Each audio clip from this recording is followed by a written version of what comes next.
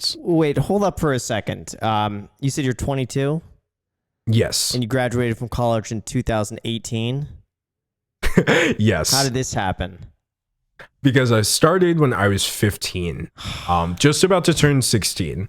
And it was, August, because that would have been fall. August of 2014, entered college. It was about what you would expect from a 15-year-old starting a bachelor's degree program. Wait, we gotta hold up. So how do you do it? Like did you skip high school? Yeah, you straight up you went straight from like middle school to college. How does that, like, did you go from 8th grade to be like, all right, I'm going to college?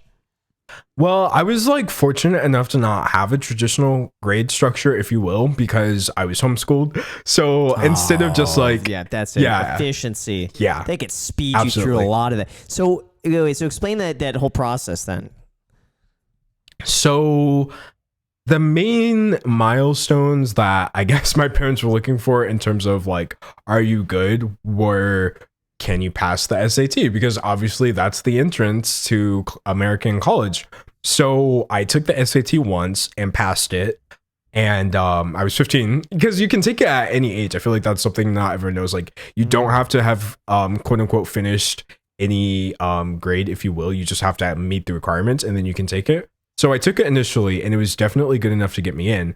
But I said, and I would not do this today, by the way, this was just me being like a cocky 15-year-old. I was, or maybe I was 14, I don't remember. I was like, I can do better. I was like, I'm going to take the SAT again, and I'm going to get a perfect score on the reading section. And I took it again. I did not get a perfect score on the reading section, but I was only 2 points off or something like that. It was before they changed the structure of the test. Like, whatever my score was, like 1700 or something like that, doesn't mean anything, because shortly after me taking it, they changed it. And I think the highest score is like higher than that now, but it was a pretty darn high score. I was very like lucky enough to get through that. And so that was enough to get me into the honors program, and they were super excited to have me. So the college helped facilitate a lot of that as well. Honestly though, like, I don't consider myself like, oh, I'm super smart, and you know, I was 15 years old doing a bachelor's program. It was more just like,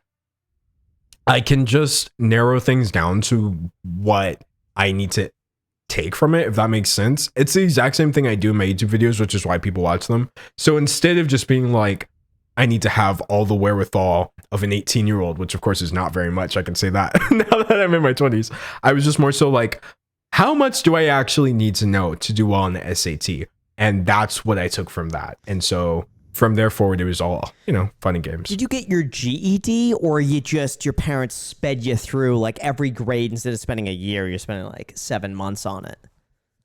Yeah, basically the way the requirements work in my state is like, it's a full graduation thing, because Texas is pretty lenient, which is like either good or bad. There's a lot of interesting things that go on in terms of homeschooling, but my parents were just so gosh darn efficient. They were like, at the end of each year, they just took a stock of like, okay, what level are you with this? And do you think you could pass this? And if I couldn't, they didn't push me into it. They were like, okay, so this year we're going to work on this. So like, for example, I remember one year was kind of like an essay workshop, because obviously essays are a pretty big part of the college experience. So I came out of that like writing a mean essay, which unironically I would say still contributes to my videos today, because I can write a mean video in a very short amount of time. And I remember one year I was like stocking up on math credits as well, just because it's like, you know, you got to be able to do the little bit of math that's used, because my parents like went to college, so they understood it's not the way it's structured. People make you think you need like every single credit from every single class, that way you can be a fully functional adult. You don't. You just need to take the required courses and take everything from each one that you need, and then just move on with your life. So that's kind of how I survived college. Who are your parents? I want to know about them. What do they do? Yeah. Funnily enough, my dad has the exact same job, just not on YouTube. He works for a bank. Like the exact same job. He's on YouTube. He's a commentary channel. Yeah. Gosh. His name is Ethan Klein. No, I'm kidding. Imagine if my dad was a commentary channel, he would probably have more subscribers than me. Oh, because I think he's funnier. But the thing about that is, my dad just knows video. That's from my understanding as his son, that's all he ever did. That's all I ever remember was just like he was editing something. And even now he works for a bank and he does internal video stuff for them, which I didn't know banks had internal video teams until like I showed up at his job, and like he took me through all like the computer rooms where they have, and I was like, wow, video is universal. And this was before I was even thinking about being a YouTuber. I was just kind of like, I guess, shown the power of like video content to convey ideas and how you can go anywhere in life, but you're always going to need somebody to film it in some way, shape, or form, like no matter what it is. Schools need videos for presentations, banks need videos to show their internal teams, etc.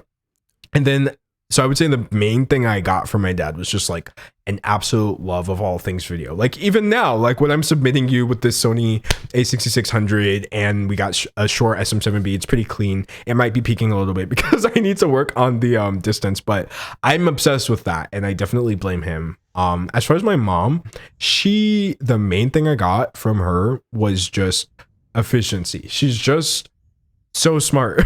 Like I know people say like I'm smart, and I appreciate it, but legitimately that woman is just scary smart. She can look at any sort of problem. Well, I mean, she raised me, so she could definitely look at problems and analyze the best way of dealing with them. And just from like a young age, instead of, I guess, like me going to her for everything, she would always help me, but she would always explain ways that maybe I could have approached it myself as well. And that was such a good blend, because I feel like so many parents, they either do it for you and you don't learn anything, or like they force you to figure it out, or you still don't really learn anything. But because my mom had this like, I'll help you, but I'm also going to walk you through it, I've always just believed I can tackle any problem that way, and it's definitely true. So shout out my parents for like the actual rock solid foundation. I've been able to scale it upward into where we are today, and hopefully on to bigger and better things.